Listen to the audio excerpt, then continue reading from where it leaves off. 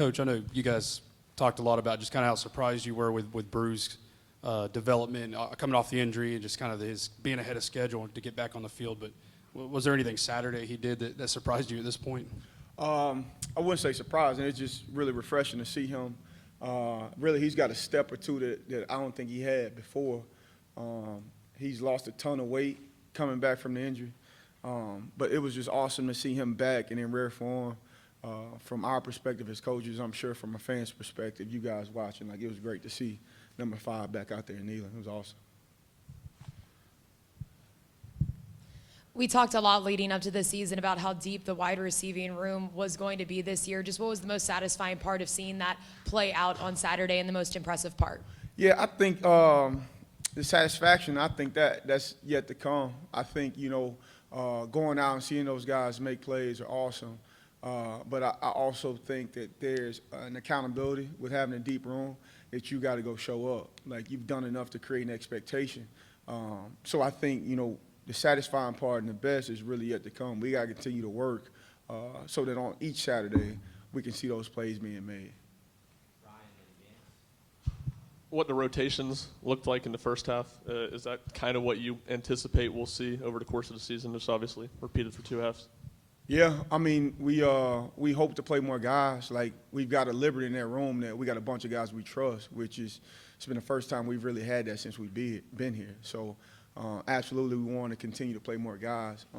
But to my previous point, like, it has to be a trust aspect. Like, guys got to earn it every single week. And as they keep doing that, they'll keep seeing playing time. We'll keep making plays. Coach, you've talked about Dante Thornton, the work he's put in, the different mindset, and then obviously moving to the outside. What are the specific things that you saw from him in the game that led to his success? He was just able to play fast. Like, he caught one early, which led to another. He got off to a hot start, which was awesome for him, and really for our group to be able to see that because they feed off one another.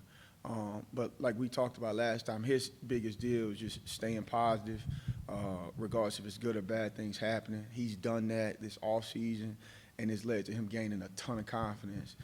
So as long as we keep him kind of trending that way, I think you'll continue to see him train as well as a player. Coach, as a receiver, when you're out there and Nico is ripping throws in like he did the other, hitting guys in tight spots, just how much of a sense of urgency does that give guys to want to work hard for him? That, like, if I do my job, the ball is going to get there. I tell you this, I played quarterback in high school and college, and I played receiver at a high level for a long time. I've seen a handful of guys that receivers want to go play for, and you can see it, you can sense it. They love playing for that guy, like absolutely love playing for him. It's infectious in practice. It's obviously easy in the game because the crowd's there and there's adrenaline. But they absolutely love playing for that guy. And as talented as he is, he's an even better teammate and a better leader. So that's a testament to him and the growth that he's shown since coming on the campus. It makes our group, our camaraderie, it makes the chemistry that much better when those guys love each other and they play hard for one another. So they love playing for A-ball. Yeah, just curious as to what you see when you look at NC State. What's the challenge? What does their secondary do that will challenge your guys this week? And then can you give an update on where Staley and Mike Matthews are? Yeah. NC State is a veteran group. They got a ton of older guys. They'll present some pictures on the back end where you got to be ready for a ton of different coverages, looks. You just got to be ready for a ton. And as far as those young guys, they're trending in the right direction right now. We're going to continue to take it day by day with those guys, but they're training, they're working hard to get back.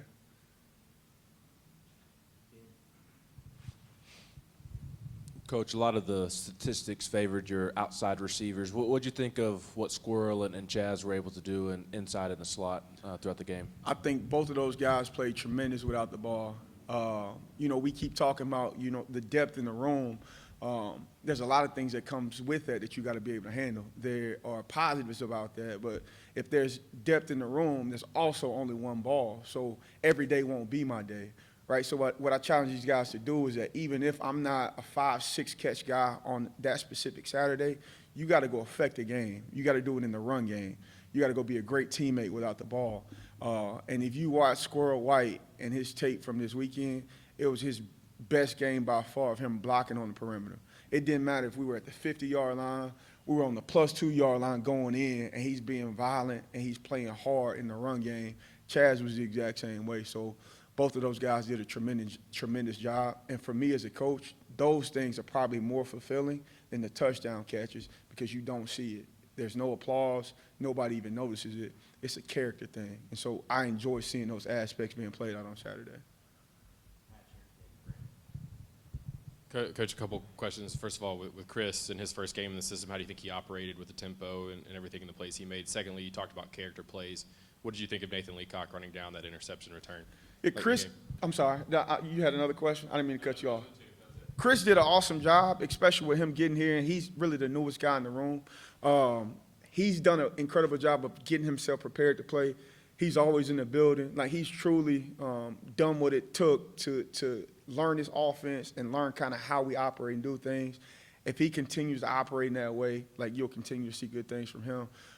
Nathan Leacock's play that's what you want to see as a head coach, as a receivers coach, shoot as an AD, because that gives you a glimpse of what your football team looks like. That's a kid who maybe he didn't play as many snaps as he wanted to early. I don't think he had a catch at that point. And as soon as the pick was thrown, he didn't bat an eye. He turned and sprinted in the opposite direction to go stop a touchdown. They had an opportunity to kick a field goal that drive. Also, I think they missed a field goal. Like, we kept those guys out of the end zone, and it's solely from that play. But that's a kid who's battled injuries. That's a kid who's gone through adversity, and he's fighting like crazy to go make a play and add value on the field. Like, that shows you what type of culture you got.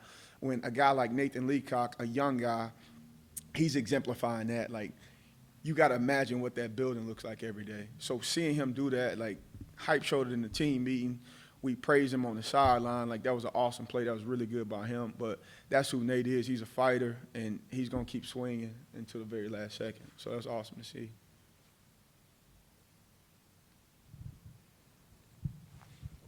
Why do you think the chemistry in your room is as good as it is? I mean, receivers, like you said earlier, I mean, they want the ball, right? They want their opportunities. You're talking about guys doing all the little things. Why do you think this group and this group of guys you have in your room are this way? Yeah, there's still some of that. They all still want the ball. They still receivers. But I think they truly love each other, man. Like, right, it's easy to go celebrate for a guy I really care about. Like, when I know his family, I know what he's been through. You know what I mean? Like, it's easy to go celebrate with a guy who I've been in the trenches with, I've sweated with, I've sacrificed with. Like, it makes it really easy. Even if I want personal success, man, I got to go help that guy celebrate. And I think that's what you're seeing on the outside. But they all want the ball, which I want them to want the ball. We got to understand that, man, some days it's going to be my day. And if it's not, I got to go affect the game in a different way. I got to go add value some type of way. Kind of piggybacking off of Ben's question on the slot receivers not getting a ton of targets. Was that something you anticipated going into the game with what you saw from Chattanooga on tape, or is that just kind of how the game unfolded? Yeah, that's really just how it unfolded. You got no way of really predicting. Like, you know what coverages are coming. You got different beaters at different position. But it really just happens how it happens most of the time. You get designated shots sometimes. You get designated calls sometimes. But, you know, it just happens that way. It unfolds that way sometimes. Going back to Chris Brazel, he was the first guy on the field to warm up on Saturday, over 2 hours ahead of kickoff. Just curious of how that speaks to the character you've seen from him and his drive out on the football field. Yeah, he's a gamer. He's most competitive guy, one of the most competitive guys on the team. Right before kickoff, he's like screaming on the sideline. Like, I was worried that something was wrong. And it's just, that's his demeanor. Like, he's in it. He's engulfed. Like, he immerses himself in this game.